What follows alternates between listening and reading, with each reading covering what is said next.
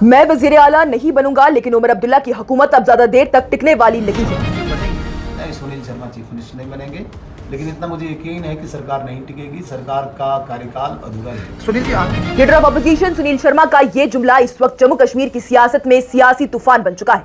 दारुल हुकूमत से लेकर दिल्ली के पावर कॉरिडोर्स तक एक ही सवाल गूंज रहा है, क्या वाकई नेशनल कॉन्फ्रेंस की हुकूमत अपने आखिरी मरहले में दाखिल हो चुकी है? क्या उमर अब्दुल्ला की कुर्सी के नीचे से जमीन खिसक रही है? और सबसे बड़ी बात, क्या नेशनल कॉन्फ्रेंस के अपने ही एमएलएज अब बगावत के मूड में आ चुके हैं? सियासी गलियारों में इस वक्त जो सबसे बड़ी खबर गर्दिश कर रही है वो यही है कि नेशनल कॉन्फ्रेंस के अंदर जबरदस्त रिजेंटमेंट पैदा हो चुकी है। जराये ने दावा किया है कि नेशनल कॉन्फ्रेंस के कम से कम 15 से 20 एमएलएज बीजेपी और दिल्ली के टच में है।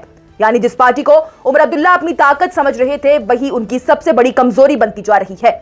खबरें यह भी है कि एमएलएज की नाराजगी को ठंडा करने के लिए सरकारी पैसा लगाकर एक लैविश डिनर डिप्लोमेसी की गई, लेकिन वहां भी हालात इतने बिगड़ गए कि बात बहस से निकलकर हाथापाई तक जा पहुंची और कुछ एमएलएज ने उस वजीर का गला तक पकड़ लिया। यानी पार्टी के अंदर ही दरारें अब छुपाए नहीं छुप रही। और फिर अगले ही दिन वजीर आला उमर अब्दुल्ला का वो बयान सामने आता है जहां वो शराब की दुकानों को लेकर कहते हैं कि नौजवानों को कोई खींच कर नहीं लाता। शराब से भी तबाह हो रहा है यहाँ पर। अब किसी ने मजबूर किया पीने को? मजबूर किया नहीं, जब एक सेकंड, आप अपनी मर्जी से आप लोग दुकान में जा रहे हो, क्यों जा रहे हो? हम आपको घसीट के नहीं ले रहे हैं, हम इसकी एडवर्टाइजिंग नहीं कर रहे। ऑपोजिशन इस बयान को उमर अब्दुल्ला की फ्रस्ट्रेशन का नतीजा बता रही है।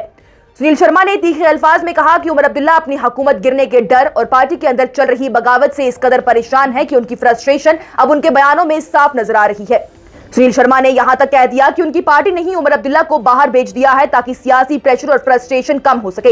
ये वही नैरेटिव है जो वक्तन फवक्तन उमर अब्दुल्ला के क्रिटिक्स उनके लिए इस्तेमाल करते आए हैं, जहां उन्हें टूरिस्ट सीएम कहकर निशाना बनाया जाता है। लेकिन इस पूरी सियासी कहानी का सबसे अहम किरदार इस वक्त सिर्फ एक नाम बन चुका है, सुनील शर्मा, बीजेपी का वो चेहरा जिसे सियासी दायरे में चाणक्य कहा जा रहा है। वजह ये क्योंकि ये वही लीडर है जिन्होंने राज्यसभा इंतखाबात में बीजेपी के लिए वो जीत हासिल की जिसे कि सियासी तज्जियाकार नामुमकिन करार दे रहे थे। सिर्फ जीत ही नहीं बल्कि एक्सपेक्टेड नंबर से कहीं ज्यादा वोट हासिल करके पूरी सियासत को हैरान कर दिया। और फिर असम इंतखाबात, बीजेपी ने उनकी सियासी स्ट्रेटजी पर इतना भरोसा किया कि सुनील शर्मा को असम का को इंचार्ज बनाया गया। वहां रैलीज, कार्डर मैनेजमेंट, लीडरशिप कोऑर्डिनेशन और ग्राउंड मोबिलाइजेशन में जिस तरह सुनील शर्मा ने मेहनत की, उसने बीजेपी को भारी अक्सरियत दिलाई। इसीलिए अब जब सुनील शर्मा कोई सियासी दावा करते हैं तो उसे हल्की बात नहीं माना जाता। और अब उनका यह कहना कि मैं सीएम नहीं बनूंगा, लेकिन उमर अब्दुल्ला की हुकूमत अब टिकने वाली नहीं है, इस बयान ने सियासी टेम्परेचर को डेंजरस लेवल तक पहुंचा दिया।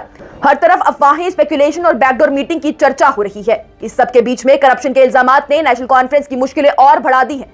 पीडीपी की सरबराह महबूबा मुफ्ती, पीपल्स कॉन्फ्रेंस के चेयरमैन सजाद गनी लोन और बीजेपी के रहनुमा रविंदर रैना पहले ही ट्रांसफर में लाखों रुपए लेने के इल्जामात लगा चुके हैं। और अब सुनील शर्मा ने भी खुल्लम खुल्ला कहा कि नेशनल कॉन्फ्रेंस के अंदर करप्शन अपनी इंतहा पर पहुंच चुकी है। जराये तो यहां तक कह रहे हैं कि एक बड़े सियासी और असेंबली के एक बड़े ओहदे पर उससे जुड़े एक शख्स के करीबी रिश्तेदार की ट्रांसफर के लिए लाखों रुपए लिए गए। और जब मामला हद से आगे बढ़ गया तो दिल्ली तक शिकायत पहुंच गई। यानी सिर्फ ऑपोजिशन ही नहीं बल्कि पार्टी के अंदर के लोग भी अब मुबैना तौर पर इस सिस्टम से तंग आ चुके हैं। अगर जमीनी सतह पर उमर अब्दुल्ला हुकूमत की परफॉर्मेंस देखी जाए तो अवाम के अंदर भी नाराजगी बढ़ती हुई महसूस की जा रही है।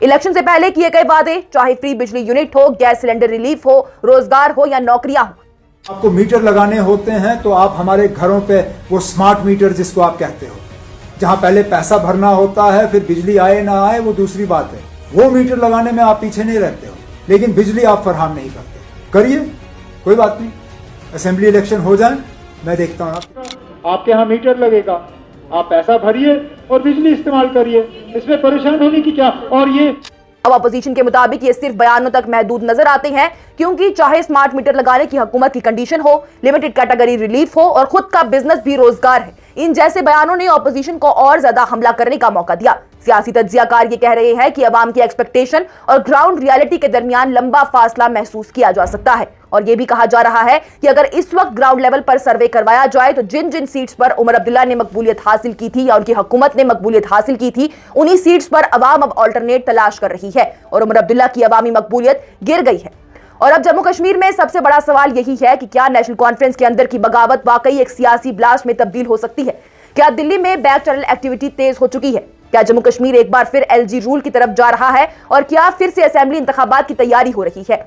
क्योंकि जिस तरह से सुनील शर्मा की जानिब से यह बयान दिया गया कि वो वज़ीर आला नहीं बनेंगे लेकिन हुकूमत गिर जाएगी, ऐसे में ये अफवाहें तेज हो गई हैं कि जम्मू कश्मीर में एक बार फिर से एलजी रूल लग सकता है और एलजी रूल के बाद ही फिर से दोबारा असेंबली इंतखाबात की तैयारी हो सकती है।